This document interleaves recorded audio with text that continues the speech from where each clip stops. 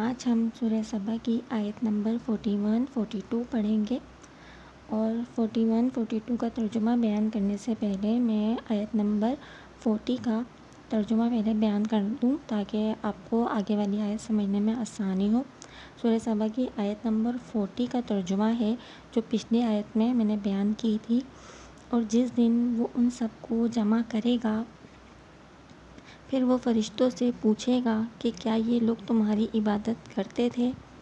یہ سورہ سبا کی آیت نمبر 40 کا ترجمہ ہے، جس میں اللہ تعالیٰ کہہ رہے ہیں کہ جس دن وہ سب کو جمع کریں گے یعنی آخرت کے روز، تو اس دن وہ فرشتوں سے پوچھیں گے کہ یہ لوگ تمہاری عبادت کرتے تھے۔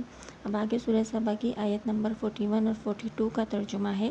وہ کہیں گے پاک ہے آپ کی ذات، ہمارا تعلق آپ سے ہے نہ کہ ان لوگوں سے، بلکہ یہ جنات کی عبادت کرتے تھے، ان میں سے اکثر لوگ انہی پر ایمان رکھتے تھے۔